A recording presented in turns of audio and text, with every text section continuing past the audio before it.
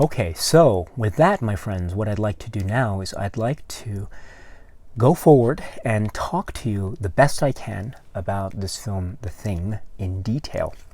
And that will mean talking about specifics of the plot and the spoilers regarding the ending and the like. So if you have not seen The Thing, please turn off this video, and if you are okay with watching horror films, intense films, I cannot recommend this film strongly enough. I think, again, it's not for everyone. It is quite a gross film. It is an intense film. And so if you're not into horror films or that sort of thing, probably not for you. So you don't need to watch it if you don't like that sort of thing. But if you are into that sort of thing, or you are okay with horror films that have quite a certain degree of in-your-face scenes, then I think this is one to watch, and so I strongly recommend this film to you. And once you have seen this film, my friend, you can come back and watch this video or these videos. They will all be up here, and at that point, my friends, it will be my pleasure, my distinct pleasure, of hearing your thoughts and comments about what you think and how you reacted to the John Carpenter masterpiece, The Thing.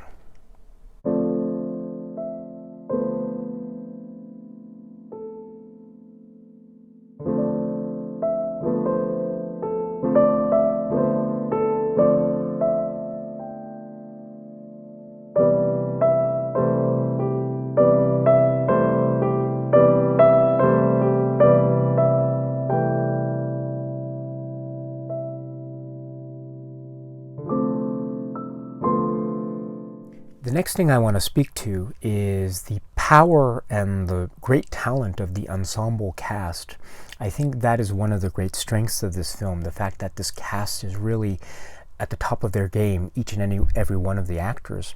And I think it's wonderful because each of the characters has a different sort of tone and feel.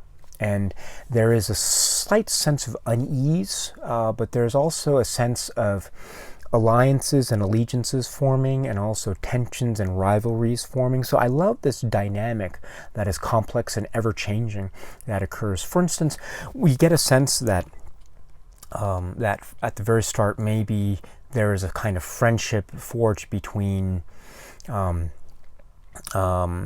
Palmer and Childs. Maybe there's a sense of friendship between Gary and Copper and Bennings. Maybe there's a sense of rivalry that tends to begin to flare up between Windows and Palmer. And I think, of course, there's a great sense of rivalry between Childs and Macready, which really flares up as the film progresses. And these sorts of dynamics, I think, are really great. And I think that's in large part due to the strength of the acting. So I just want to just mention that very quickly. I love the variety and they seem to be bringing different sorts of styles and character tones, which helps to make the ensemble stand out. Each of the characters stand out in the ensemble, which makes it, I think, very easy to follow. And their character traits, I think, are quite fascinating to follow and to try to observe. And again, upon rewatch, it's amazing to try to watch each character and their character movements throughout the film. That's one of the great sort of games I love to play when I rewatch the film.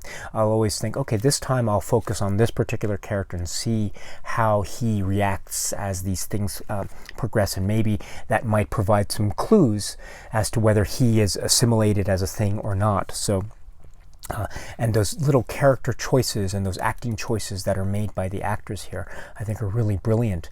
So I would just point one to the cast and the brilliance of the cast here and how they work with each other and against each other, and etc. Of course, it's headed by Kurt Russell, and I think Kurt Russell's performance is just one of those oh gosh, I mean, it's a very subdued performance in many ways because he's tired, he's not really into it, he's sort of aloof from the rest of the group. He reminds me a lot of Talby in Dark Star, Carpenter's earlier film Dark Star, in many ways, even in his look and his beard, because he's also, like Talby, quite aloof, and he's sort of above everything. His cabin, I think, is actually above. It's above ground, so it's almost like Talby, who's in the top part of the ship Dark Star there. But he's a bit of a drinker. He likes J&B, and he also likes beer. I love that moment when the dog thing is going to happen. That scene, the transformation, and then MacReady is at the time getting a beer from the fridge, and he catches wind of some kind of trouble, and he immediately goes to the alarm, and he breaks the glass of the alarm with the can of beer, and he pulls the alarm trigger. I love that little detail of using the beer can. It's really great. What I love in particular about Kurt Russell's performance is his eyes. His eyes tell so much. There are two moments in particular that I love so much. The first moment is when he's talking with Fuchs alone in that little tractor thing. And Fuchs reads from Blair's notebooks. And he says, there's still cellular activity. They aren't dead yet. And you see that look in Kurt Russell's eyes. His head is sort of tilted like this. He's tired, but then you realize that he knows that they are in trouble. They are in deep trouble. And it's all with the eyes. I love that. Another beautiful moment where Kurt Russell's acting with his eyes comes out so magnificently is when they're in Blair's cabin, and then they realize that the generator has been blown out. The thing has gone in and destroyed the generator or whatever. The lights are out, and therefore in 6 hours it's going to be so cold that everyone's going to die. Everyone's going to die. And he's got the flare held up like this, and the flare is lighting his face, and there's frost already forming on his face, and he's talking with Knowles and Gary, and he's expressing this information, and you can see his eyebrows and his eyes there, and his forehead sort of curl up with a sort of sense of almost sadness and tragedy, and it's all acting with his eyes. But then when he formulates a plan, let's get back at this thing, let's destroy everything, let's get back at this thing. When he formulates this basically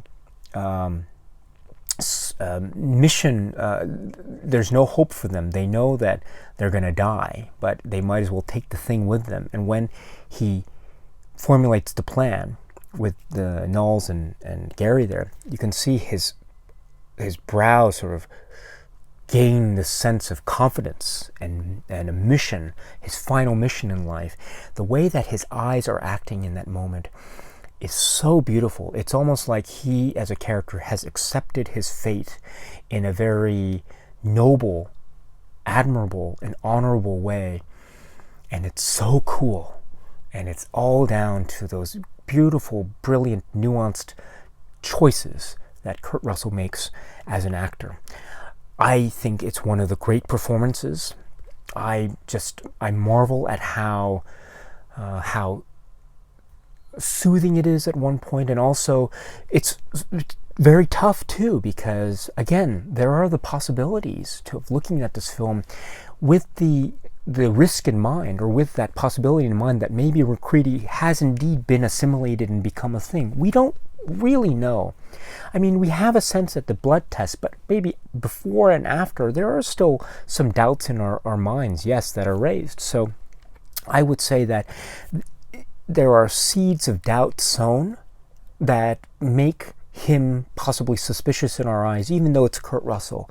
And so I love that sort of duality or dichotomy that he seems to be able to suggest, as do all the other actors here. I think it's really great. And so kudos to Kurt Russell, and kudos to these actors who are providing these stellar, top-notch performances that just never tire, never grow stale, that they're always fresh and they're always filled with great choices and acting styles that I think are just timeless, absolutely timeless.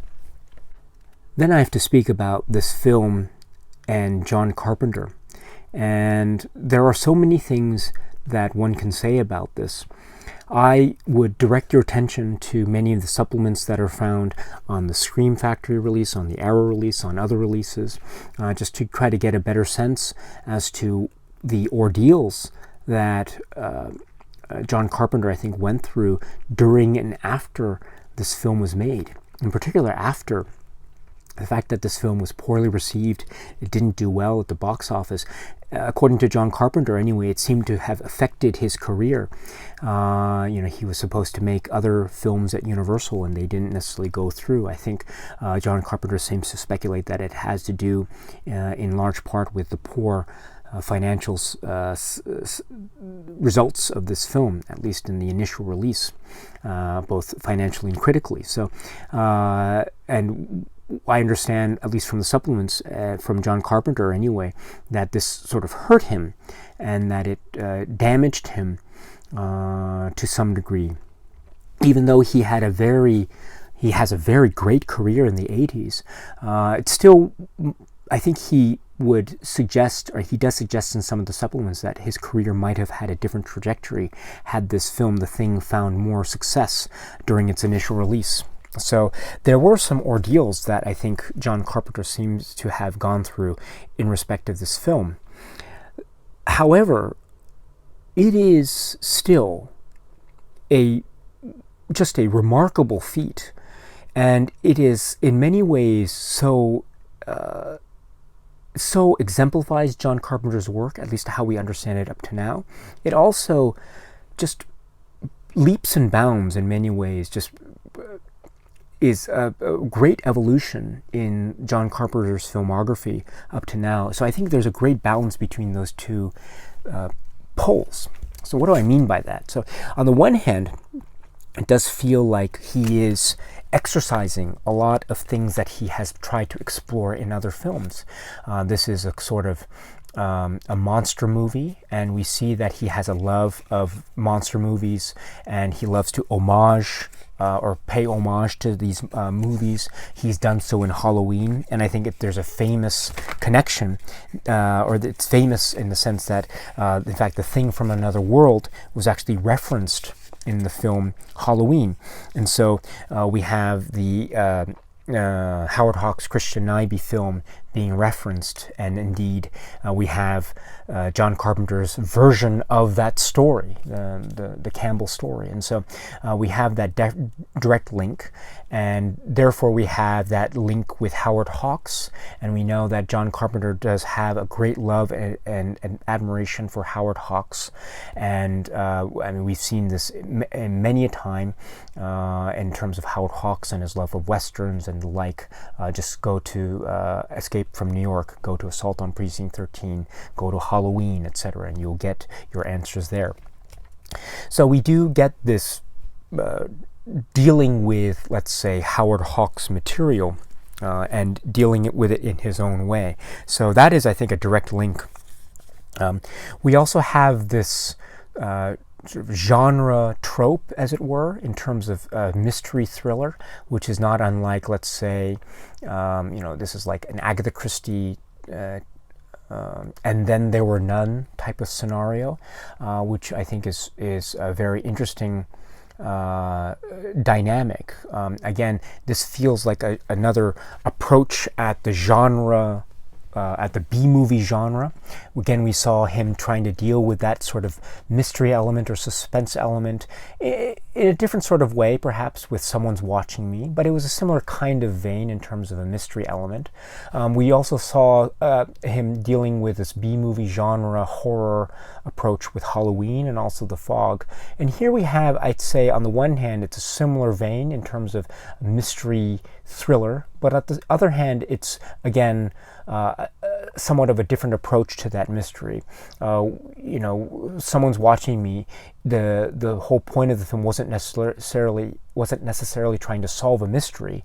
It wasn't like it wasn't a whodunit necessarily. This feels more like a whodunit than anything else, which I think is a fascinating way of approaching this sort of material. But my point is that there are still similarities, at least broadly speaking, in the sense that this has the feel of a mystery suspense genre film, which we've seen John Carpenter deal with very successfully in the past. There is also this sense of like a heroic showdown. I've mentioned before the final showdown with the Thing and MacReady. It's not unlike, let's say, sort of a showdown between good guys and bad guys in a Western, that sort of thing. The final act of heroism before the ultimate tragedy, as it were. So I think these are sort of elements that we find set up very nicely. But what I would say makes this film very different from the films that we've seen in John Carpenter's filmography past are, for example, his use of graphic visual effects here. I don't think we've seen this sort of level of visual effects in a John Carpenter film up to now. Perhaps the closest we have seen are probably some of the bullet shot squib effects in Assault on Precinct 13, or maybe some of the more intense scenes in Halloween, and maybe the bloody scenes in The Fog. And there are also some scenes of blood in Escape from New York, but I don't think any of those films compares in terms of the level of gore and effects to The Thing. The Thing just leaps and bounds in terms of what is actually shown on screen. Right, even The Fog, which I would say is perhaps Carpenter's most violent film up to now, still I think is when compared to The Thing, it seems somewhat, at least in terms of the visual effects anyway, and what is actually shown, it seems to be in a minor key, whereas The Thing is very triumphantly in a very strong major key. So I think that is one element there. And, Carpenter's film, I mean, Halloween is a great example where he exercises in a kind of visual style where less is more, whereas in The Thing, it's like more is more. And so I find that almost switch, if you will, of an approach to horror, an approach to genre filmmaking, really interesting. And it shows that he seems to be looking at I mean, a lot of it I'm sure has to do with the budget. Remember that, and the resources that he had available to him. Remember, Carpenter is working with Universal, so in many ways it's his first big studio picture, and he has a lot more resources available to him than he probably did with his earlier works up to Escape from New York. So I'm sure part of it has to do with the practicalities of what he has available to him and what he didn't have available to him before. But nevertheless, I think there is a real sense of style here, really trying to shine a light on a kind of horror that was otherwise hidden in the shadows in his previous works. And I find that maybe evolution or change in his style to be utterly fascinating. I would say also that in the context of John Carpenter's filmography, this film, The Thing, presents a lot of iconic scenes and a lot of setups. I've already mentioned the way that this film ends, before I go into the iconic setups, I should say also about the ending.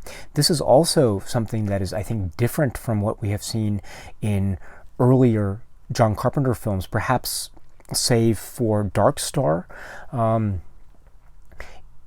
Dark Star, I think, ends on a comic, albeit bleak note, but every other film, Assault on Precinct 13 seems to end on a rather positive note. Halloween seems to end on a note that is not a dour note. The Fog also ends on a rather... It does end rather triumphantly, although there's a little bit of a sting at the end there. Escape from New York seems to end on a rather positive note. So we do have films that, up to now, even with Dark Star, which could be seen to be his bleakest film up to now, even Dark Star was somewhat comic in tone, or it might have maybe arguably been presenting a bleak ending in a very lightweight sort of way, and I mean that in a positive light. Here, in The Thing, we are dealing with an incredibly bleak ending. It's probably the bleakest ending of any Carpenter film, and I think that by extension means that this film is perhaps the bleakest film in Carpenter's filmography up to now. And that is certainly a change. That is certainly a change indeed. And why do I say that?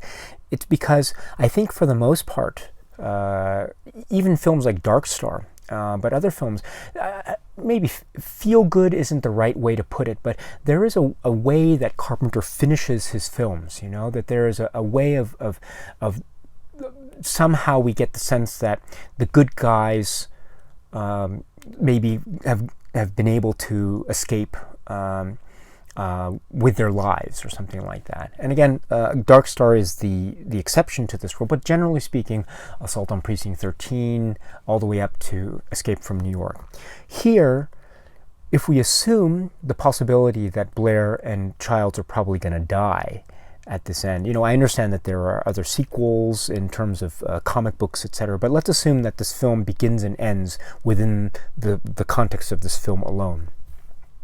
I think we can assume that the future is rather bleak for Childs and Macready, not only because they probably will die, but also if one or more are infected, then that will mean that they have lost. And so we're not quite sure what's going to happen to them, and it's very, very bleak indeed. So I think this is arguably Carpenter's bleakest, darkest film, even darker and bleaker than Dark Star, which I think makes this film a big change from his earlier films up to now. And so that's a drastic change. Now, I'm not sure if it was one that was very positively received at the time of its initial release. But I think for now, and the fact that there are many fans of this film, is suggestive of the fact that this bleak ending, I think, is really perfect, absolutely perfect for the way this film starts and finishes. I can't imagine there being an upbeat ending to this film. I cannot imagine there being Childs and Macready walking away in a helicopter or something like that after they've been rescued or something. I can't imagine that. I think it's the perfect ending to the proceedings here. And so I would say kudos to Carpenter and crew for relying on this ending and just ending. It's rather a brave thing to do, I think, to end on such a bleak note. And so kudos to Carpenter and crew for this.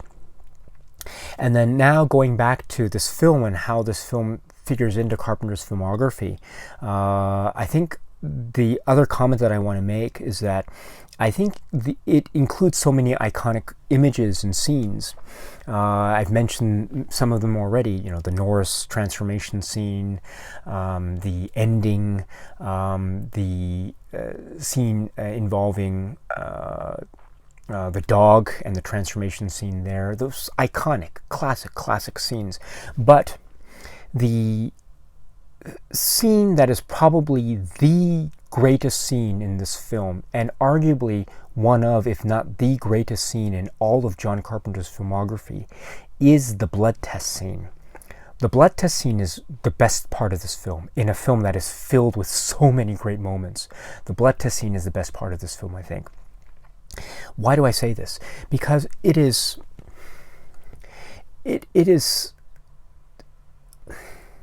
it's like the perfect encapsulation and expression of cinema logic that I've seen in a film. It is so logical in that cinema sort of way, you know? Why, right? This is because this is the idea that Macready gets after he sees what happens with Norris and the Thing. He realizes that the Thing seems to be the sum of all of its parts, and yet all of its parts can also be the Thing. So that's where he gets the idea of testing everyone's blood and seeing if there's a reaction when the hot copper wire touches. Brilliant, absolutely brilliant. And the suspense that's generated is brilliant. The jump scare that's generated when Palmer's blood reacts the way it does, it's absolutely brilliant. The way that people react, it's brilliant. Look how Childs reacts when his test is done and people realize that he's human, and he's giving Gary that terrible look. Oh, just the way in which the distrust is still there.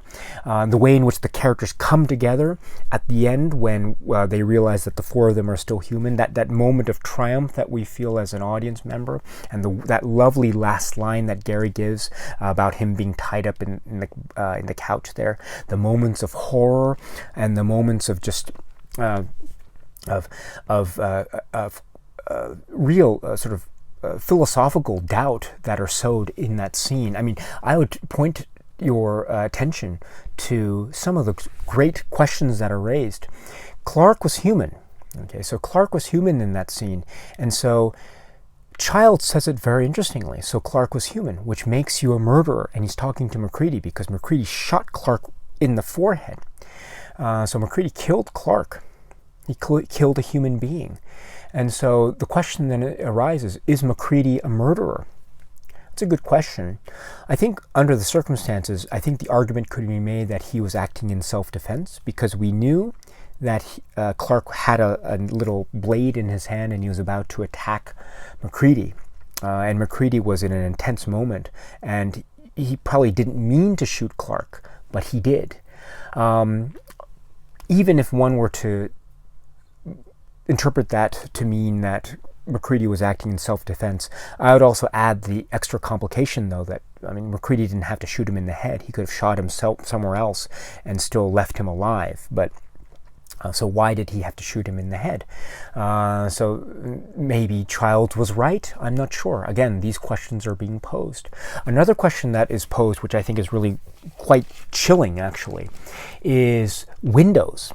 What happens to Windows? Now, remember what happens to Windows here. He is found to be human, and then when Palmer is found out to be a thing, Palmer thing goes through his transformation, a rather bloody one with a lot of bladder effects and blood and all that. Windows tries to kill him, but Windows fails to do so, and then Palmer's head opens up, and then it wraps his tongue around Windows' throat and then drags him into its mouth, and then you've got that thing where he's trying to, his upper part of his body is caught in the Palmer thing's mouth there. And it's really quite a bloody affair. And then he's spat out, Windows is, and he's thrown against the wall with his half of his body covered in this red goo. Okay, so based on that, we can assume, I think, that Windows is now a thing, or he has been assimilated because he has been touched like this. But how do we know? How do we know that Windows is a thing? If he were a thing, then the assimilation process went by really quickly. Do we know that the thing's assimilation process can go by really quickly like that? Maybe we can understand it, but maybe we can't. Again, that doubt therefore suggests that there is the small possibility then that Windows was still human. And if Windows was still human, then he was killed by Macready, right? Because remember, Macready basically set him on fire. We do hear sounds coming from what we think is Windows, and they don't sound human. So maybe that's more suggestive of the fact that Windows was indeed a thing. Okay, I can buy that. But my point is that it does raise some questions. Was Windows really a thing, or was he human? If he was human, then that's a really horrifying way to die. With that suspicion hanging over one, and also dying in that really horrible way. So again, that's just another example of why this scene, I think, raises a lot of questions that are wonderful to think about in terms of a viewing experience of this horror film. And what it makes one think, I think. But also, it is just so coldly logical in the context of this film. It makes perfect sense, and it is, and there's also doubt that's raised. Again, we're not quite sure if, because the test doesn't seem to be yielding any results so far until we get to Palmer. We're not quite sure if it's really working. But then when Palmer's blood acts the way it does, then we realize it does work. So I love that sense of suspense that's generated here. Of course, there's also the fact that it's an indication of Macready's intelligence. He seems to be very smart when it comes to trying to figure out how to get out of this situation. He's trying to figure out solutions. And this is one of the most brilliant solutions, and just an indication of the brilliance of Macready as a character. And he's a very smart human being. Really wonderful.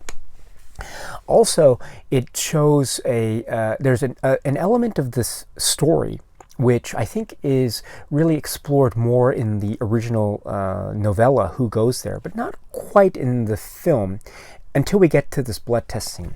And it's this: when one is assimilated by the thing, does one know that one has been assimilated by the thing? In other words, is the assimilation by the thing so perfect that one doesn't even realize that one has been assimilated, because the copy is so perfect that it even goes and copies one's thoughts, right? We note that Norris's thing was such a great copy that it went so far as to copy his poor heart condition. So we know that the thing's assimilation process is really good. But does it go so far as to make one not realize that one has been assimilated, which is a really fascinating existential concept, which I don't think is explored that much, but it's explored, I think, in a nuanced form in this blood test scene, because there's a moment when Window's blood is about to be tested, and we see Windows slowly back off, and he's got this kind of sinister look on his face. We don't know what that means until the blood is tested, and he passes it, and he has this sigh of relief. It's almost like he didn't even know whether he would pass or not, which I think is a really great notion. The same is true for Null's. If you notice, when Null's blood is about to be tested, there's a real sense of panic. Is he really going to pass or not? And then when he passes, there's a sigh of relief. The same is true also for Childs. When Child's blood is about to be tested, remember what Child says? He says, all right, let's do this. So you know that he's working himself up for this because he's nervous. Remember earlier in the film also, after they left Blair in the shack alone there, and the five of them out in the storm, Childs asks, if the thing was a real, if I was a thing and I was a perfect imitation, how would you know that was me? So I think implicit in that question that Childs asked earlier was, if I was an imitation by a thing, how would I know that it was me, And so I think that's a link to this question now or this statement now that Childs makes in the blood test scene just before his own blood is tested. All right, let's do this. It's almost like that's suggestive of the point that maybe he doesn't even know, or he wouldn't know that he was a thing, even if he were assimilated. I love that lovely touch. It's just brilliant, a brilliant touch. And again, it just adds an extra layer that the film doesn't have to explain to us, but we can try to explore that in our minds as we go forward. I should say, incidentally, if we were to introduce this element of the possibility that one who was assimilated by the thing wouldn't necessarily know that one was the thing, I think that adds yet another layer of complexity to what I've already been discussing. Was Blair a thing? Was he not a thing? When did, if the thing is just together with someone else, why doesn't he assimilate at that point? Those sorts of questions that I was asking earlier. It makes that theorizing and that pondering much more complicated, and I think much more enriching. So, in many ways, I think that scene, the blood test scene, is one of the greatest in horror cinema history. It is certainly, I think, up there, and quite possibly John Carpenter's the best scene in any John Carpenter film, which I think includes a lot of great scenes. So, the blood test scene is the anchor of this film. It really makes this film just come alive in so many ways, and it's really quite brilliant. I should say also that the filmmaking of this is really extraordinary. I should point to Dean Cundy's camera work and the way we've got gliding camera movements and going down corridors and hallways and following people and not following people, just wandering on its own. It really adds a sense of eeriness and mystery to the proceedings. We also have the lovely way in which the landscape is depicted and the snow and the cold is depicted. I tried to mention earlier, but I think really the landscape and the cold is another character to this film.